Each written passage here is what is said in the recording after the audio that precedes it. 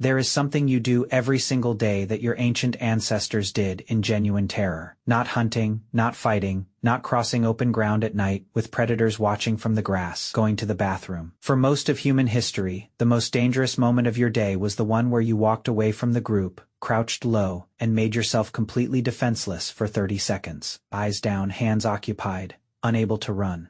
And everything that wanted to eat you knew exactly where you were from the smell alone. But predators were not the real problem. The real problem was invisible, and it killed far more humans than any leopard ever did. A single gram of human feces contains up to 10 million viruses, 1 million bacteria, and 1,000 parasite eggs. Your body produces roughly 200 grams of waste every day. Multiply that by 30 people in a hunter-gatherer band. Multiply that by every day of every year. In a world without toilets, without sewers, without any understanding of what waste actually contained, that invisible payload was a permanent death threat sitting in the dirt around every campfire, every water source, and every meal.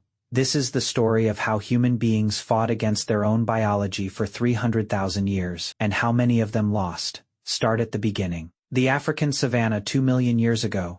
Your earliest ancestors were nomadic. They moved constantly, following animals, following water, following the seasons. When nature called, they did what every other animal does. They walked a short distance from the group, and squatted, and then they moved on, left it behind, never returned. This worked, not because anyone not because anyone had engineered a solution. It worked because movement itself was the solution. Walking away from waste and never coming back meant the earth absorbed it. The sun baked the bacteria to death. Flies spread pathogens into empty ground instead of onto your food. As long as humans kept moving, the waste stayed behind and the people survived. For hundreds of thousands of years, this was the system: crude, exposed, terrifying, but effective. Then about 10,000 years ago, humans made the most consequential mistake in the history of their species. They stopped moving. Farming was the invention that changed everything. Suddenly humans could grow food instead of chasing it. They could store it, predict it, build around it. Villages appeared, then towns, then cities. People who had spent 300,000 years walking away from their waste now had permanent addresses, permanent walls, permanent water sources, directly beside permanent waste. And the waste did not stop coming. Archaeologists have excavated one of the earliest known permanent settlements, Atalfyk in modern Turkey, inhabited roughly 9,000 years ago. People lived in tightly packed mud brick houses. The narrow alleys between the homes were used as rubbish dumps. Feces, food scraps, and animal waste piled up directly outside front doors. Researchers have analyzed fossilized human waste, called coprolites, found at these sites. What they found inside tells the whole story. The moment humans settled down, parasite infections exploded. The coprolites from early farming villages are packed with the eggs of whipworms, tapeworms, and hookworms. People were reinfecting themselves constantly because the same ground they walked on, the same water they drank from, and the same air they breathed was saturated with their own biological output. The human lifespan actually dropped when agriculture was invented. Farming gave humans food security and killed them with their own excrement at the same time. Civilization had to solve this problem, or civilization would end before it began. The first people who came close were the inhabitants of Mohenjo-Daro in the Indus Valley, roughly 4,500 years ago.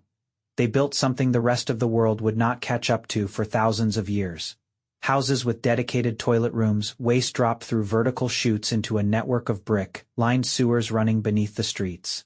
Covered drains carried the contamination far from the drinking wells. They understood the rule that nomadic humans had lived by instinctively for 300,000 years. If you cannot walk away from the waste, you have to make the waste walk away from you. The Romans took this principle and built an empire on it. Roman cities had sprawling sewer networks. The Cloaca Maxima in Rome was one of the largest drainage systems the ancient world had ever constructed. Public latrines were attached to the bathhouses, long marble benches with keyhole openings, beneath which a constant channel of water flushed waste away into the sewers. It sounds like progress. It was not entirely. Roman latrines had no privacy, no stalls, no separation. Dozens of strangers sat shoulder to shoulder in open rooms, and relieved themselves simultaneously while holding conversations. There was no toilet paper. Romans used a xylospongium, a sea sponge on the end of a wooden stick. After use, it was rinsed in a shallow gutter of running water, and return to a bucket of vinegar for the next person. A shared porous sponge passed between dozens of people every hour. Researchers have tested the soil from Roman latrines and found something that should have surprised no one. Despite the flowing water, the Romans were riddled with parasites. The shared sponges spread intestinal worms faster than open defecation in the wilderness would have. The engineering was remarkable.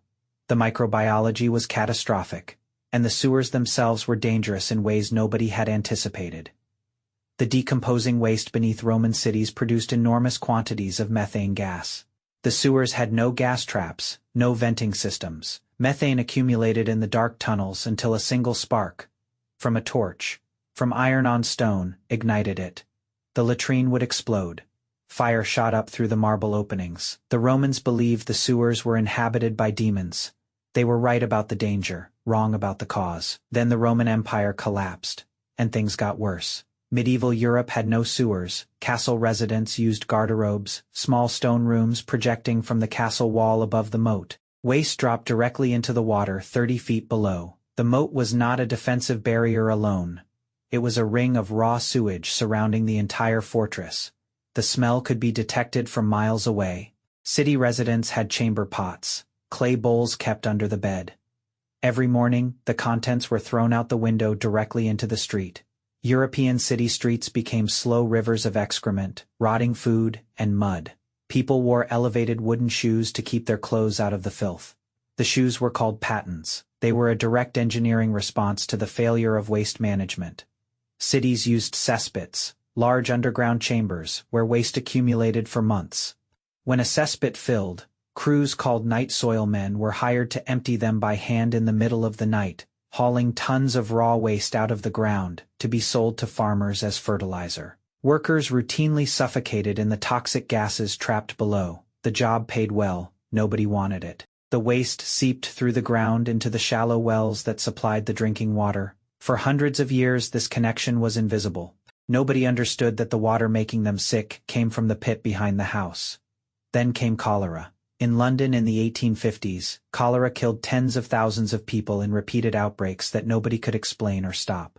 The River Thames had become an open sewer. Millions of people were dumping waste directly into the river and drawing their drinking water from the same source a mile downstream. In the summer of 1858, an unusually hot season turned the Thames into something close to a biological weapon. The stench was so overwhelming that it penetrated Parliament. Politicians wrapped chloride of lime around the curtains, just to breathe. They called it the Great Stink. A physician named John Snow had already figured out that cholera traveled through contaminated water, not through air as everyone believed. His work was initially ignored. Then the Great Stink made the problem impossible to deny. London built the modern sewer network beneath the city in 7 years.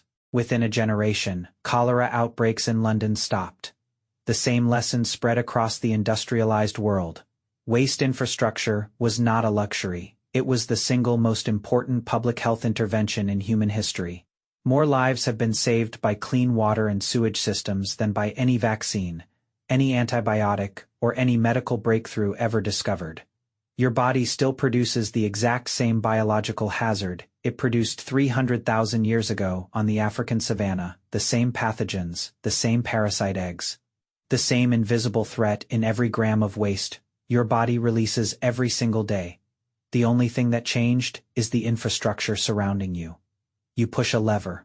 Water carries it away, pipes carry it further. Treatment plants neutralize it. You wash your hands and think nothing of it.